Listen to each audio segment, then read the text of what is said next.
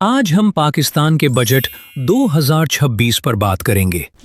एक ऐसा बजट जिस पर मुल्क भर के लाखों सरकारी मुलाजमीन, मजदूर और गरीब तबका सवाल उठा रहा है। हुकूमत का दावा है कि सरकारी मुलाजमीन को रिलीफ दिया गया, लेकिन सवाल ये है कि क्या वाकई निचले दर्जे के मुलाजमीन को रिलीफ मिला?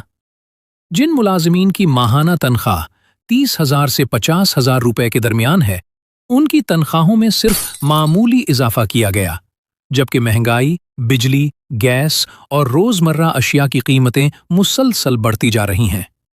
दूसरी तरफ तनख्वाहों और आमदनी के आला दर्जों में टैक्स में नरमी की बातें की जा रही हैं, जिस पर अवाम की जानिब से शदीद तनकीद सामने आ रही है। अवाम का कहना है कि अगर महंगाई की रफ्तार तेज हो और तनख्वाहों में इजाफा इसके मुकाबले में बहुत कम हो, तो आम आदमी की जिंदगी मजीद मुश्किल हो जाती है।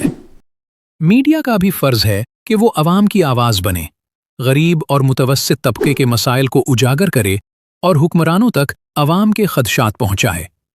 पाकिस्तान हमारा मुल्क है और हर शहरी की ख्वाहिश है कि बजट ऐसा हो जो अमीर और गरीब दोनों के साथ इंसाफ करे, रोजगार के मौके पैदा करे और आम आदमी को हकीकी रिलीफ दे।